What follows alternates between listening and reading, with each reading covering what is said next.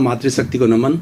Channel 24+ news के खास विशेष मनमोहक, हमें चित्त समाधि देने वाला, आनंद की अनुभूति कराने वाला, प्रसन्नता देने वाला, व्यक्तित्व विकास करने वाला और लाइफ स्टाइल के सूत्र देने वाला, हमारा जीवन कैसे सुधरे, हमारे जीवन के अंदर अच्छे संस्कार कैसे आवे, हर वर्ग के लोगों के अंदर, बच्चों में, युवाओं में, वृद्ध नागरिकों के अंदर, सब में कैसे संस्कार आवे, उसके बारे में बताने वाला पुनरुत्थान कार्यक्रम में आपका हार्दिक स्वागत है, अभिनंदन, सत्कार है।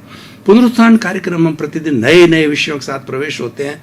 हर विषय समाज को, मनुष्य को, देश को, विश्व को कुछ न कुछ खुराक देता है। इसको मल्टी डायमेंशनल बनाया जाता है, सोच परख बनाया जाता है। इसमें ऐसी सामग्री प्रतिपादित की जाती है कि वो हर व्यक्ति की कुछ न कुछ उसकी दिशा को बदले, उसको एक सम्यक ज्ञान दे, उसको एक सम्यक दृष्टि देवे। इसी क्रम में आज का विषय जो है हमारे समाज से जुड़ा हुआ है, चिंतन का विषय है और आज इस विषय पर सारे समाज को चिंतन करना चाहिए। आज का हमारा विषय है प्रतिभा पलायन। भाई और बहनों, दर्शकगण, श्रोतागण, बहुत ही सुंदर विषय है। इस विषय पर हमें पूरे समाज को, हमें पूरे देश को, पूरे राष्ट्र को, राज्य को और सब संस्थाओं को जो है इसके ऊपर चिंतन करना चाहिए कि ये क्यों हो रहा है। दो शब्द है, एक प्रतिभा, दूसरा पलायन। भारत एक ऐसा देश है जो प्रारंभ से हम आर्यों की संतान है। जब से हमारा भारत का जन्म हुआ है, यानी भारत का नाम भरत के पीछे रखा हुआ है।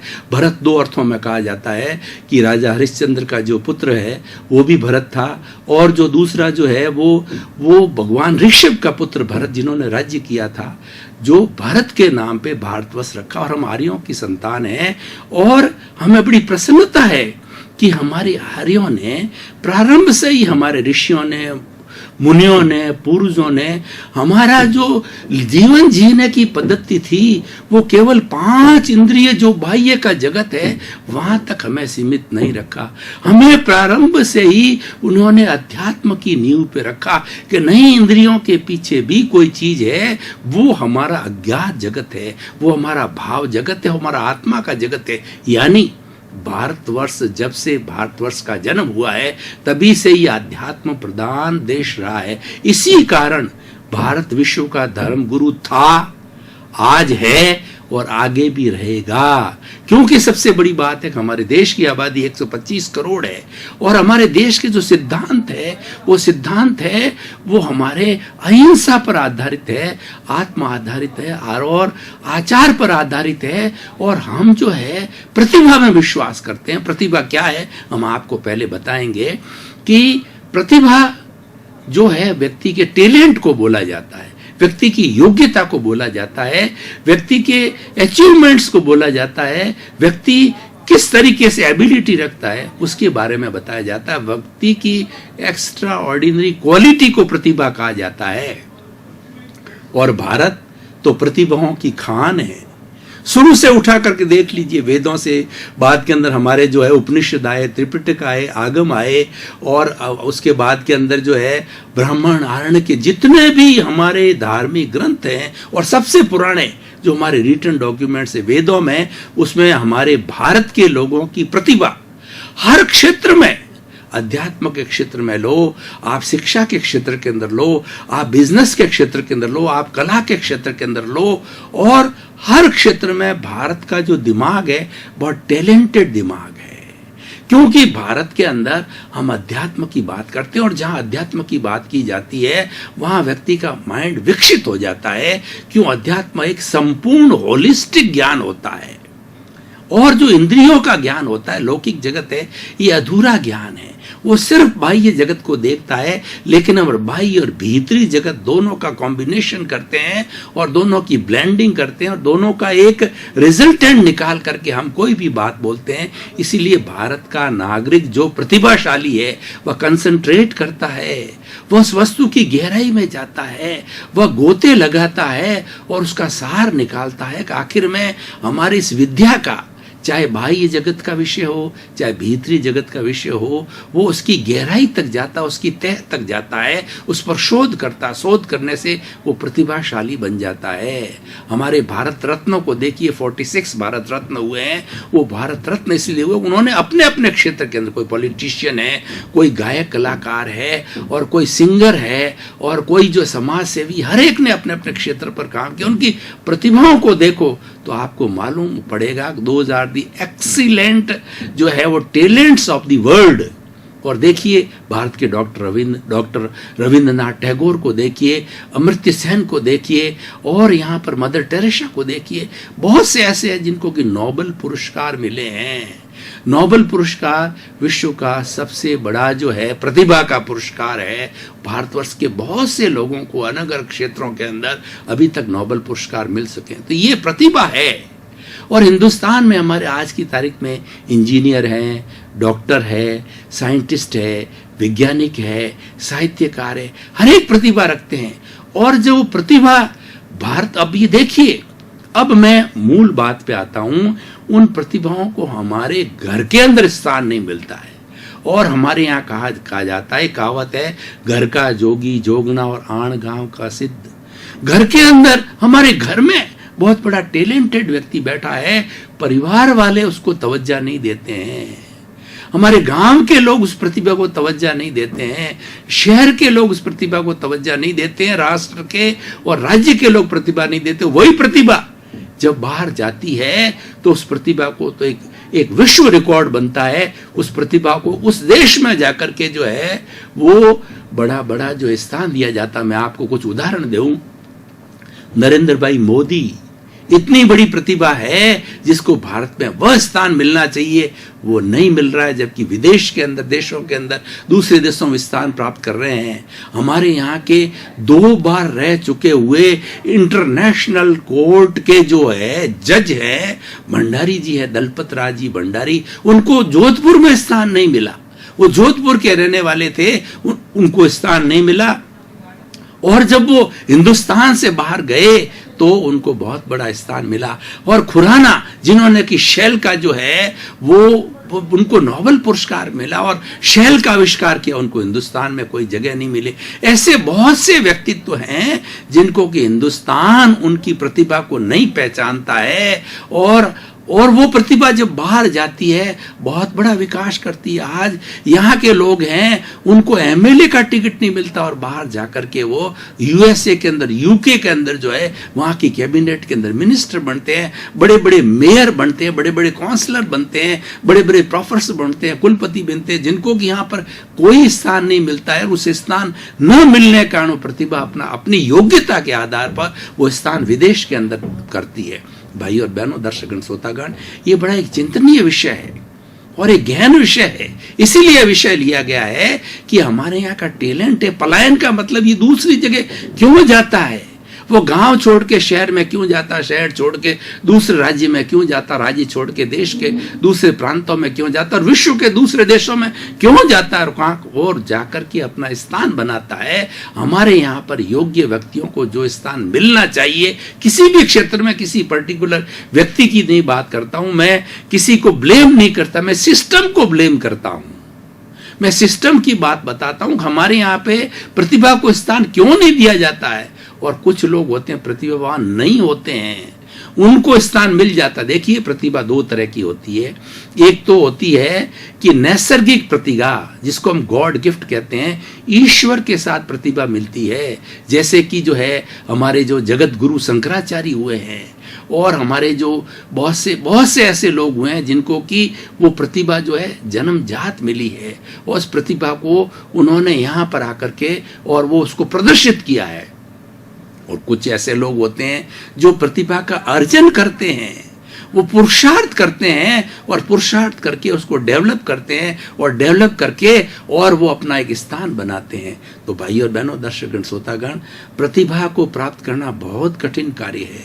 चाहे वह अर्जित हो चाहे नैसर्गिक हो, नैसर्गिक भी प्रतिभा है तो उसके भीतर छुपी हुई है, तो उसको बाहर उजागर होने के लिए उसको एनवायरनमेंट चाहिए, उसको द्रव्य क्षेत्र चाहिए, द्रव्य चाहिए, क्षेत्र चाहिए, द्रव्य क्षेत्र काल भाव भाव सभी चाहिए, उसको वैसे संयोग चाहिए, उसको वैसा एनवायरनमेंट चाहिए, तब जाकर के वो मुखरित होती है। कोई भी बीज है ना, कोई भी अच्छा से अच्छा बीज हो, लेकिन उसको दूसरे संयोग, प्रकाश है, हवा है, जलवायु है, पानी है, उसकी सार संभाल नहीं होती है, तो वो बीज जो है वो आगे जाके फलित नहीं होता है, वो मुरझा जाता है, वो मर जाता है। उसी तरीके से किसी भी प्रतिभा को अगर चाहे वो नैसर्गिक भी हो तो उसको प्रतिभा उजागर करने किसी का सहयोग चाहिए, सामाजिक सहयोग चाहिए। हम एक सामाजिक प्राणी हैं और व्यक्ति समाज के बिना नहीं रह सकता है, व्यक्ति अकेला नहीं रहता। आजकल तो जंगल के अंदर जो प्राणी हैं वो भी अकेले नहीं रहते हैं, वो भी अपना झुंड बना के रहते हैं, समूह बना के रहते हैं।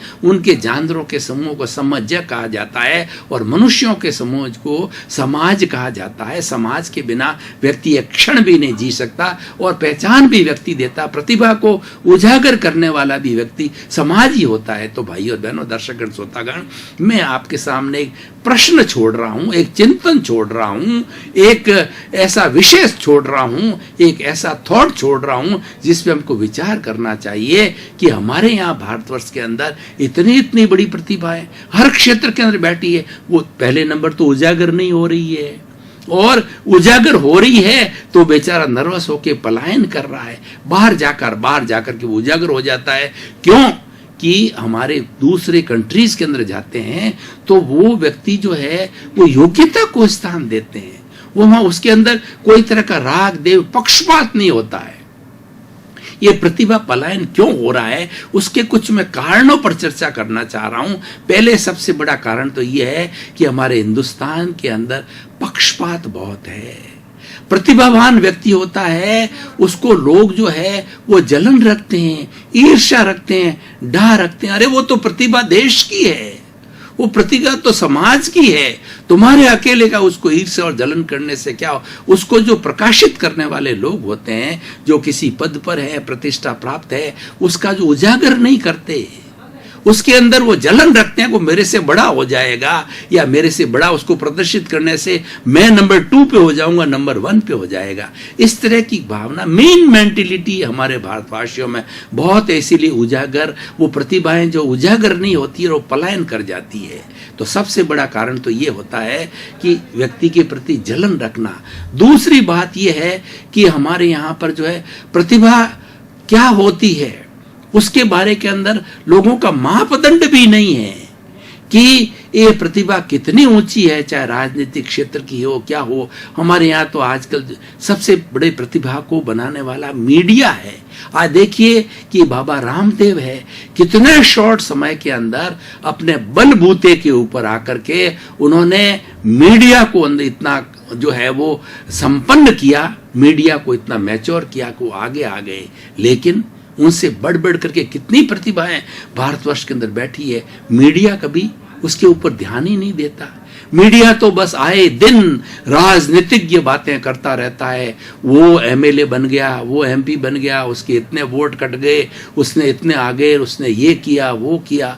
अरे भाई साहब, ये सोचिए कि हिंदुस्तान के अंदर मात्र राजनीतिज्ञ नहीं है, और भी दूसरी प्रतिभा है। आज चारों तरफ राजनीति हावी हो रही है। सबसे बड़ा एक डिफेक्ट हो रहा है हमारे भारतवर्ष में प्रतिभा पलायन का, जो सबसे बड़ा कारण है। मैं किसी व्यक्ति को, किसी पद को, किसी पार्टी को, मैं किसी सरकार को दोषित नहीं कर रहा हूं, मैं तो सिस्टम की बात कर रहा हूं। और एक भारत का नागरिक होने के नाते, एक चिंतक होने के नाते, एक वार्ताकार होने के नाते, एक शिक्षाविद और साहित्यकार होने के नाते चिंतन देना ये मेरा धर्म है और ये मेरा दायित्व भी है। तो मैं चिंतन देता हूं कि आज राजनीति इतनी हावी हो गई है, हर क्षेत्र के अंदर राजनीति हुई है। आप प्रिंट मीडिया में जाइए, चारों तरफ राजनीति भरी पड़ी है। आप जो है टीवी मीडिया पे जाइए, राजनीति है। आप सोशल मीडिया पे जाइए, बस राजनीति, यानी राजनीतिज्ञ भगवान बन गया है। अरे ऐसी ऐसी प्रतिभाएं हैं जो समाज को बिना कुछ कहे, बिना कुछ सामने आए, वो इतना इतना समाज को दे रहा है। न तो अपना पद चाहते हैं, न प्रतिष्ठा चाहते हैं, न प्रशंसा चाहते हैं, न स्तुति चाहते हैं, न सम्मान चाहते हैं, और वो गुदड़ी के लाल होकर के इतना समाज को दे रहे हैं। समाज उनकी कभी चर्चा तक नहीं करता है। पता ही नहीं समाज को कि इतने इतने बड़े हीरे, इतने इतने बड़े डायमंड, इतने इतने प्रतिभाशाली लोग बहुत से क्षेत्रों के हमारे हिंदुस्तान के अंदर मौजूद है। हिंदुस्तान तो हीरों की खान है। यहाँ एक से एक बढ़ करके हीरे, डायमंड, जवाहरात, हीरे, पन्ने, माणक, मोती प्रतिभाओं के रूप के अंदर यहाँ हैं, लेकिन उनको कोई उजागर करने वाला नहीं है, उनको सामने लाने वाला नहीं है। जो सामने वाले समर्थवान व्यक्ति हैं वो स्वयं जो है उनको आगे लाना नहीं चाहते हैं। यह भी ये कारण है, इसीलिए हम जो है कई मायनों के अंदर पिछड़ रहे हैं। हमारे विज्ञान का रूप देखिए, ऐसे ऐसे वैज्ञानिक बैठे हैं और ऐसी ऐसी उन्होंने वैज्ञानिक आविष्कार कर दिए हैं जो कि हमारे प्रतिदिन के जो जीवन के लिए काम आने वाले हैं, लेकिन उजागर नहीं हो रहे हैं, लोगों के सामने नहीं आ रहे हैं। क्योंकि काम करने वाला व्यक्ति होता है वो हमेशा उसके पास में आर्थिक रिसोर्सेज बहुत कम होते हैं। जितने भी महान पुरुष होते हैं आर्थिक दृष्टि से बहुत बहुत पिछड़े हुए रहे हैं। उन्होंने तो अपने तन को और मन को, उनके पास धन की कमी होते हुए वो आत्मबल के ऊपर, आत्मविश्वास के ऊपर वो लोग आगे बढ़ते गए, बढ़ते गए, बढ़ते गए, लेकिन उजागर नहीं हुए। सबसे बड़ा जो मेरा आज जो मेरा कष्टप्रद कार्य है या मुझे जो चिंता लग रही है वो ये प्रतिभा को कोई पहचानने वाला नहीं है। हिंदुस्तान के अंदर हीरे बहुत हैं लेकिन पार की जोरी नहीं है। उन पार की जोरी की निगाहें चाहिए जो कि प्रतिभाओं को पहचाने और उसके आगे लाए। और खास तौर से भाई और बहनों, दर्शकगण, श्रोतागण, आज प्रतिस्पर्धा का युग है। आज जो ग्लोबलाइजेशन, प्राइवेटाइजेशन और लिबरलाइजेशन का युग है। आज किसी के घर की हाथ की बात नहीं है कि वो व्यक्ति चमक जाए। उसको योग्यता होनी चाहिए। योग्यता की हमारे यहाँ कोई कमी नहीं है, पर योग्यता को आगे लाने वाला सिस्टम कमजोर है। वो सिस्टम लाना नहीं चाहता है, वो सिस्टम डिफेक्टिव है। उस सिस्टम को हमें सुधारना है कि प्रतिभा हमारे यहाँ से पलायन न हो और विदेश में जाकर के वो चमकने लग जाए। दूसरी जगह जाकर के वो प्रतिभा है बहुत कुछ हासिल कर लेती है, फिर हमको बड़ा पश्चाताप होता है और हम बुला रहे हैं। ऐसी बहुत सी प्रतिभाएं जो है, इनको डॉक्टर तेहरान हैं जो कि हार्ट के स्पेशलिस्ट है। उन्होंने विदेश में जाकर के और बहुत बड़ा अपना नाम कमाया। जब भारत सरकार को ये मालूम पड़ा कि हमारे देश की इतनी बड़ी प्रतिभा है, वो बाहर जाकर के और इतना बड़े बड़े कार्य कर रही है, इतने बड़े बड़े सफल हार्ट के ऑपरेशन कर रहे हैं और हमारे यहाँ पर विशेषज्ञों की कमी है। उन्होंने उनसे रिक्वेस्ट किया तेहरान से, और तेहरान ने कहा कि मुझे ये मेरी शर्तें हैं, अगर हिंदुस्तान में मुझे आप लाना चाहते हो, रखना चाहते हो, ये आपको शर्तें मंजूर है तो मैं आ सकता हूँ। और वो आए, उन्होंने अपोलो हॉस्पिटल खोला। मैं तो एक उदाहरण दे रहा हूँ, ऐसे सैकड़ों उदाहरण हैं जो लोग की यहाँ कार्य कर रहे हैं लेकिन उनको कोई तवज्जो नहीं। बस मात्र यही है कि राजनीति को तवज्जो है। 24 आवर्स जो है प्रिंट मीडिया, टीवी मीडिया राजनीति के इर्द गिर्द घूम रहा है, उनका सम्मान कर रहा है, उनको बड़ा बता रहा है और वो जैसे भगवान वही बन गए हैं। अरे ऐसे बहुत से क्षेत्र हैं जीवन के जो कि जिनका कि हमें ध्यान देना चाहिए। और जब हम होलिस्टिक होंगे, केवल एक क्षेत्र को फॉरवर्ड करेंगे, दूसरे क्षेत्रों को छोड़ते रहेंगे। शिक्षा का क्षेत्र है, औद्योगिक का क्षेत्र है, अध्यात्म का क्षेत्र है और ऐसे बहुत से क्षेत्र हैं हमारे जो हमारे जीवन के अंदर। उन सबको, हर प्रतिभा को, जो टैलेंटेड है, हर एक को सम्मान दिया जाना चाहिए। हमें किसी का पक्षपात नहीं है। टैलेंटेड लोग हैं उनको आगे लाए क्योंकि वो समाज में परिवर्तन ला सकते हैं। तो भाई और बहनों, दर्शकगण, श्रोतागण, समय की अल्पता को देखते हुए पुनरुत्थान कार्यक्रम का हमारा उद्देश्य रहता है, हम उस एपिसोड को कसौटी पर कसते हैं। हमारी खुद की कसौटी बनाई हुई है कि हमारा जो एपिसोड, हम जो विषय लिया है और हमने इतना 20-25 मिनट जिसकी चर्चा की है, क्या वो सार्थक है?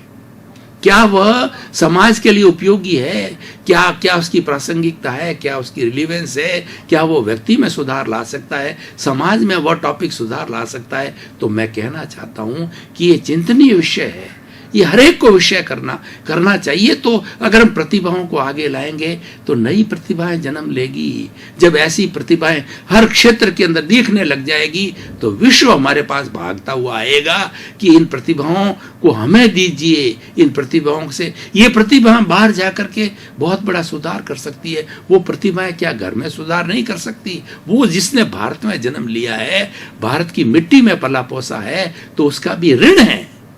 जननी जन्मभूमिश्च सर्वदा गरीयसी।